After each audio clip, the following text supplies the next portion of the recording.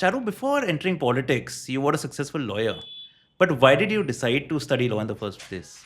Law, actually, I found very fascinating, Nipun. And I'll tell you how it began. In 11th and 12th, I was doing science. And at that point of time, I don't think I'd put in that much of thought I wanted to do much later. I wanted to write a lot, I knew for sure. I love to read. I like poetry.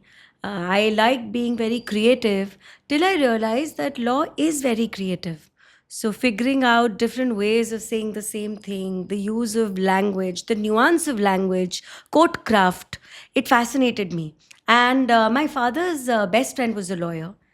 I used to really look up to him. And when I put it all together, I just decided, yeah, law is a good option. Let's do it.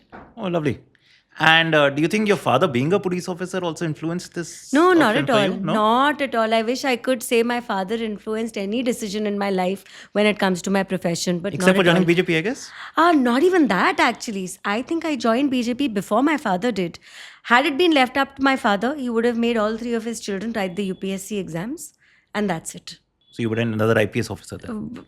IPS or whatever I got, IAS, IFS, but he believed that his kids should at least attempt writing the services. Neither of us did.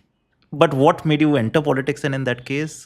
You had a successful career in law. Could you tell us a bit more about that stage of your life? And And I loved law. I had a great time. And before we started recording this, I was telling you, I studied in Mumbai.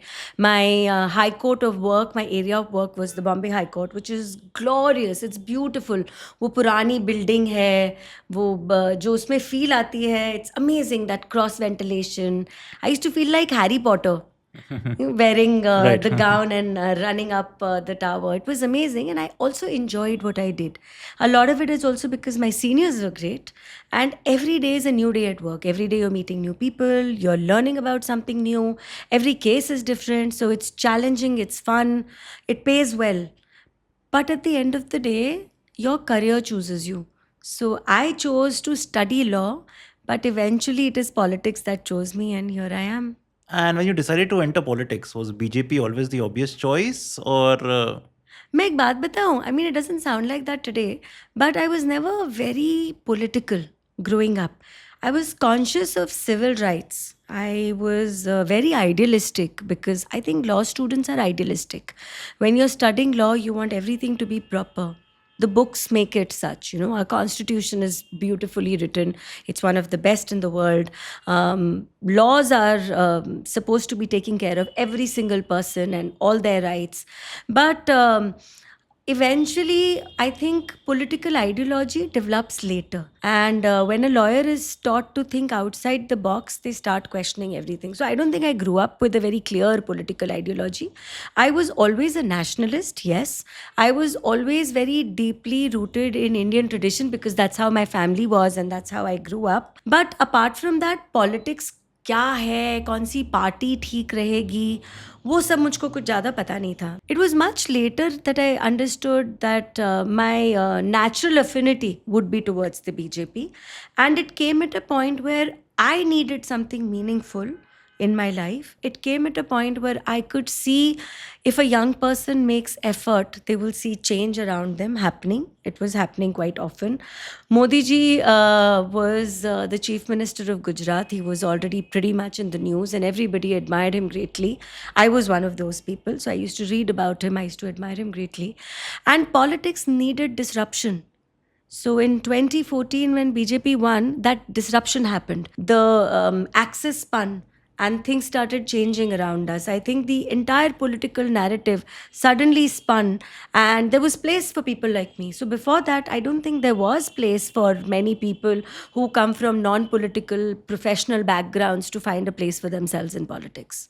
It was not easy. oh, that's quite a fascinating story. In fact, I'm sure a lot of the youngsters, young professionals who will be watching this must be wondering, how does one really enter politics? So you decided you were impressed by Modi ji and the great work he was doing, etc. But No, I mean, I wish it was as romantic and as easy as that. It wasn't. I was at my father's village. So I grew up in Maharashtra. My father was a Maharashtra cadre officer. So I'm born and raised in Maharashtra. But when I would go to my father's village, the distinct difference in both these states would hit us, all of us, not just me. So here is this Bombay life, Mumbai life, which is shiny and everyone has everything and you have aspirations, and even an outsider coming into Mumbai can make all their dreams come true. And then you compare that to Bagpat, Western Uttar Pradesh, a very, very small village in Western Uttar Pradesh where my father comes from. And the contrast is sometimes quite heartbreaking because Bagpat didn't have roads. There were issues with even primary health care. There were issues with basic education. And nobody seemed willing to change that. That is unfortunate because one party, one political party, one family had given Bagpat all its MPs since independence till fairly recently. And it still didn't have everything. So, how is it that you are comfortable sitting in parliament and not bringing anything back to your people? That's when it hit me. I'll tell you a little personal tidbit also Sure. about me. It was at that point of time when I was divorced, I was separated, I was signing my papers, and I used to feel quite sorry for myself. You know, वो होता है ना कि oh my god, poor me, बिचारी Charu. I was also going through that emotionally.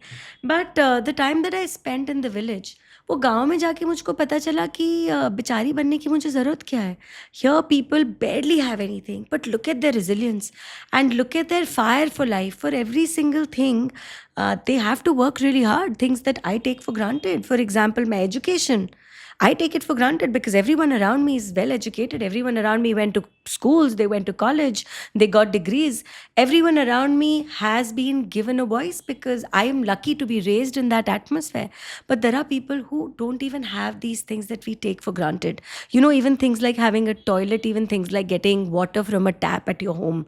So, when there is so much that so many people don't have, and they still find in themselves to be happy and strong and resilient, if you are writing a good piece of policy, it can impact hundreds of crores of people. That's how powerful that platform can be if used wisely.